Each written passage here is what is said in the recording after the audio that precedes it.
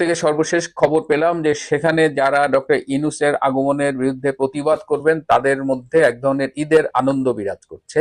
তারা ব্যাপক প্রস্তুতি নিয়েছেন এবং নিউ ইয়র্কের ডিপার্টমেন্ট স্টোরে ডিমের ডিম পাওয়া যাচ্ছে না, ডিমের ঘাটতি দেখা দিয়েছে এবং ডিমের দাম যতদূর জানি যে বেশ বেড়ে গেছে। সুতরাং যারা যারা ডক্টর ইউনূসের জন্য ডিম কিনতে চান আগেই কিনে রাখেন, পরে ডিম না পেলে কিন্তু আমাকে দোষ দেবে না। যাই হোক, 700 কোটি টাকার বাজেট প্রসঙ্গে ফিরে আসি। কারা যাচ্ছে ডক্টর ইউনূসের সাথে সফর সঙ্গী হিসেবে, সেই তালিকাটাও এখনো চূড়ান্ত করা হয়নি। জুলাই যোদ্ধা, মাদ্রাসার পক্ষ থেকে যারা জুলাই অগস্টের সন্ত্রাসী কার্যক্রমে অংশগ্রহণ করেছিল এবং কিছু ক্যাডার যাদের মধ্যে স্নাইপার রাইফেলের শুটারও রয়েছে, এদের মধ্য দিয়ে অনেককেই এবার ডক্টর ইউনূস সফর সঙ্গী হিসেবে নিয়ে যাচ্ছেন।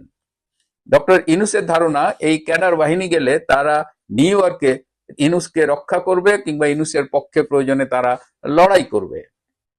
এখন কারা এই সফর তালিকায় আছে এটা আমরা এখনো তালিকাটা পাইনি। অনেকেই আবার ডক্টর ইউনূসের এই আমন্ত্রণ প্রত্যাখ্যান করেছেন। এই বৈষম্য বিরোধী ছাত্র আন্দোলনে যারা ছিল তাদের মধ্যে অনেকেই এবার ডক্টর ইউনূসের টিমের মেম্বার হওয়া হিসেবে নিউ ইয়র্কে যাওয়ার সুযোগ থাকা সত্ত্বেও তারা না করে দিয়েছেন। কেউ কেউ এখনো দ্বিধায় ভুগছেন। তাদের বলা হয়েছে তারা যেন পারলে 25 তারিখের মধ্যে নিউ ইয়র্ক গিয়ে পৌঁছে। ইনকলাব মঞ্চের হাদি, আপনারা তাকে চেনেন, বেশ উল্টাপাল্টা কথা বলে এবং তার ব্যাপক দাপট, তার সম্পর্কে আগেও আমি বলেছি। হাদি হলো সেই একজনের, তাদের মধ্যে একজন যারা এখনো দ্বিধায় ভুগছে, যেতে পারি কিন্তু কেন যাব। এই যে জুলাই যোদ্ধা ক্যাডার, এদের নেওয়ার দায়িত্ব পড়েছে ছাতি আক্তারের উপরে এবং এর জন্য ছাতি আক্তারকে বাজেট দেওয়া হয়েছে 31 কোটি টাকা। ছাতি আক্তার চিনতে পারছেন না? এনসিপির সদস্য সচিব আক্তার হোসেন।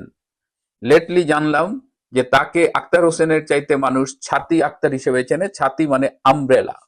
তো ছাতি আক্তার এসব সন্ত্রাসী মাদ্রাসার থেকে নেওয়া বা বিভিন্ন জঙ্গি টঙ্গি নিয়ে এই সফর সঙ্গীর একটা অংশ নিয়ন্ত্রণ করছে এবং আমি আশা করব আমেরিকান কর্তৃপক্ষ এবং জাতিসংঘ ডক্টর ইউনূসের সফর সঙ্গীর তালিকায় কারা আছে তাদের ব্যাপারে বিশেষ নজর রাখবেন। এবার আসি যে 700 কোটি টাকার মূল অংশটা কোথায় খরচ হবে। আপনারা নিশ্চয়ই খেয়াল করেছেন, বাংলাদেশের স্বরাষ্ট্র সচিব নাসিমুল গনি, যিনি হিজবুত তাহরির অন্যতম উপদেষ্টা এবং বাংলাদেশের প্রতিষ্ঠাতা, সেই তিনি স্বরাষ্ট্র সচিব হিসেবে পাকিস্তানে 9 দিনের সফরে রয়েছেন। একজন স্বরাষ্ট্র সচিবের পাকিস্তানে 9 দিন কি কাজ? কেঁচো খুঁড়তে গিয়েই আমরা সাপের সন্ধান পেয়েছি। আমরা জেনেছি যে পাকিস্তানের পররাষ্ট্রমন্ত্রী ইশাক দার, তার একজন আত্মীয় যিনি ব্যবসা সূত্রে মার্কিন প্রেসিডেন্ট ডোনাল্ড ট্রাম্পের পরিবারের একজন প্রভাবশালী সদস্যের সাথে যুক্ত রয়েছেন। অর্থাৎ তাদের একটা সম্পর্ক রয়েছে, সেই সম্পর্কটি হলো ব্যবসায়িক সম্পর্ক। কেন এই ব্যবসায়িক সম্পর্কটার কথা আপনাদের বলছি? এবার জাতিসংঘ সাধারণ পরিষদে অনেক দেশের সরকার প্রধানই যাচ্ছেন না, যেমন রাশিয়ার ভ্লাদিমির পুতিন কিংবা চীনের প্রেসিডেন্ট কিংবা ভারতের প্রধানমন্ত্রী নরেন্দ্র মোদী, কেউ কিন্তু এই সাধারণ পরিষদের সভায় যোগ দিচ্ছেন না। কিন্তু ইউনূস এটাকে খুব ঘটা করে যাচ্ছেন। যেহেতু অনেক স্টার প্লেয়াররাই যোগ দিচ্ছেন না, স্বভাবতই এই সাধারণ পরিষদের জৌলুস ইতিমধ্যেই হারিয়ে ফেলেছে। কিন্তু ইউনূসের ধান্দা আলাদা। ইউনূস এই ইশাকদারের আত্মীয়র মাধ্যমে ট্রাম্পের ফ্যামিলি মেম্বারকে নিয়ে তার একটাই ধান্দা যে তিনি ট্রাম্পের সাথে একটা সাইড বৈঠক করতে চান, মূলত ট্রাম্পের সাথে একটা সেলফি তুলতে চান এবং সেটি তিনি দেশবাসীকে দেখাবেন যে ট্রাম্পের আশীর্বাদ তার মাথায় রয়েছে। অনেকেই বলেছিলেন বাইডেন চলে গেলে he will be in trouble, তো সেটা তিনি দেখাতে চায় যে দেখো ট্রাম্পও আমার সাথে আছে। এবং এই জন্য এই ইশাকদারের আত্মীয়র পাশাপাশি তিনি আমেরিকায় একটি লবিস্ট ফার্মও নিয়োগ করেছেন এবং সেই লবিস্ট ফার্মকে এক বড় অঙ্কের টাকা দিতে হবে। ট্রাম্পের বাইরে আরো যদি ছোট ছোট কোনো সরকার প্রধানের সাথে সাইড লাইনে মিটিং করা যায়, সেই দায়িত্বটাও লবিস্ট ফার্মকে দেওয়া হচ্ছে। ইতিমধ্যে আমরা জেনেছি যে ফিনল্যান্ডের সরকার প্রধান, পাকিস্তানের সরকার প্রধান এবং আরো এরকম দুই একটা ছোট ছোট দেশের সরকার প্রধানের সাথে সাইড লাইন বৈঠক অলরেডি ফিক্স করা হয়েছে এবং এটা নিয়েই ইউনূস শিবিরে ব্যাপক আনন্দ। এবং এই যে ইশাকদারের আত্মীয়, সবখানেই আসলে টাকার খেলা। এই সফর সূচি, সফর সঙ্গী, তাদের থাকা খাওয়া, ছাতি আক্তারকে টাকা দেওয়া, লবিস্ট ফার্ম, সব মিলিয়ে এবারের বাজেট হলো 700 কোটি টাকা। এবং আমেরিকায় স্টেট ডিপার্টমেন্টের সাথে একটি বৈঠক হওয়ার কথা, এটি 25 তারিখে হতে পারে, এক্সাক্ট তারিখটা আমি এখনো জানতে পারিনি।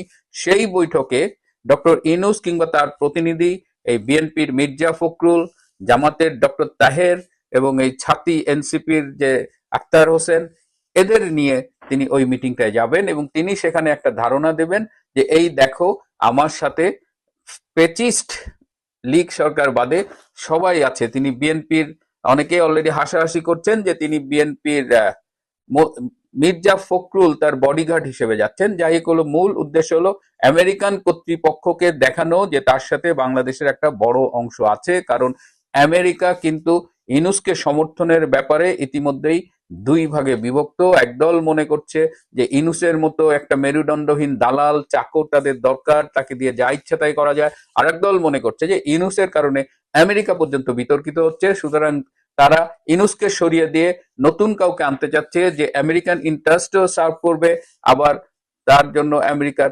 গালাগালি কম শুনতে হবে। তো এই অবস্থায় আবারও বলছি, ইতিহাসের বৃহত্তম ব্যয়বহুল সফরে ডক্টর ইউনূস যাচ্ছেন। দেখা যাক তিনি ট্রাম্পের সাথে সেলফি তুলতে পারেন কিনা, দেখা যাক নিউ ইয়র্কে তিনি কি মাত্রার প্রতিবাদের সম্মুখীন হন। এদিকে আমরা অনেক কষ্টে খোঁজ পেয়েছি যে হিটলারের যে তথ্যমন্ত্রী ছিলেন গোয়েবলস, সেই গোয়েবলসের নাতিকে পাওয়া গেছে আমাদের বাংলাদেশের হাইকমিশনের ওয়াশিংটন অফিসে।